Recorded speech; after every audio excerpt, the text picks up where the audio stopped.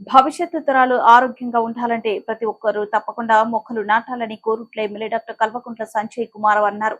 జగిత్యాల జిల్లా మేటిపల్లి పట్టణంలో కూప్సింగ్ కుంట పార్క్ లో స్థానిక నాయకులతో కలిసి ఎమ్మెల్యే మొక్కలు నాటి పలువురికి మొక్కలను పంపిణీ చేశారు. ఈ సందర్భంగా ఎమ్మెల్యే డాక్టర్ కల్వకుంట్ల సంజయ్ కుమార్ మాట్లాడుతూ చెట్టు మనకు మన భవిష్యత్ తరాలకు ప్రాణం పోస్తాయని, అందుకే ప్రతి ఒక్కరూ పుట్టినరోజు, పెళ్లి రోజులు ఎలాంటి శుభకార్యాలు ఉన్నా ఆ రోజు మొక్కలు నాటాలని కోరారు. వర్షాలు కురవాలన్నా, కాలుష్యం తగ్గాలన్నా చెట్లు నాటడం ద్వారానే సాధ్యమని తెలిపారు. మాజీ ముఖ్యమంత్రి కేసీఆర్ 10 సంవత్సరాల కాలంలో అనేక మొక్కలు నాటి ప్రపంచంలోని అత్యధిక చెట్లు నాటిన రాష్ట్రంగా తెలంగాణ రాష్ట్రం చరిత్రలో నిలిచిందన్నారు. రైతులు తమ పొలాలు గట్లపై ఉండే చెట్లను నరకొద్దని కోరారు.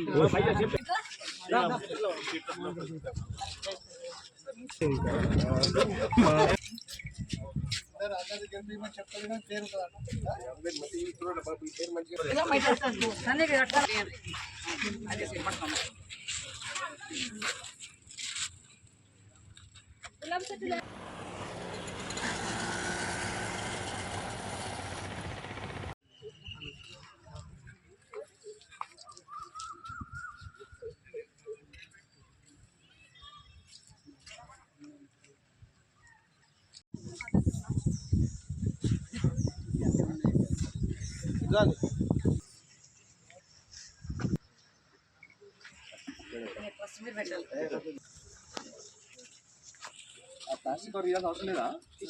తీసేసినా? ఓకే కదీరే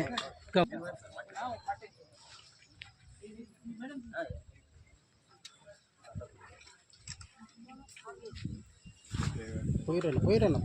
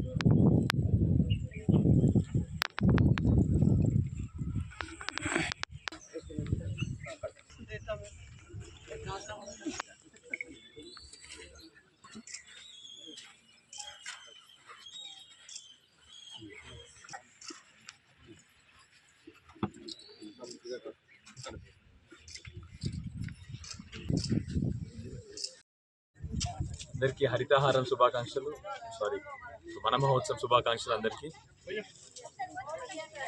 ఒకప్పుడు ఎడారిగా ఉన్న తెలంగాణలో గత 10 సంవత్సరాల్లో కేసీఆర్ గారు ఎట్లా అయితే నీళ్ళ విప్లవం తీసుకొచ్చినారో అదేవిధంగా కేసీఆర్ గారు భవిష్యత్ తరాలకు, ఈ తరంకి కూడా కావాల్సిన చెట్లు నాటినారు. ప్రపంచంలోనే అత్యధిక చెట్లు నాటిన రాష్ట్రంగా తెలంగాణ ఇవాళ ఈసారి పేర్కొబడింది. 7% కొత్తగా మన రాష్ట్ర భూమిలో 7% ఎక్కువ చెట్లు నాటి ప్రపంచంలోనే అత్యధిక చెట్లు నాటిన రాష్ట్రంగా ఉంది మనది. అదేవిధంగా పేరు మారిన ఈ ప్రభుత్వం పేరు మార్చినా కూడా ఈ హరితహారం ప్రోగ్రాం కంటిన్యూ చేస్తున్నందుకు వారికి ధన్యవాదాలు.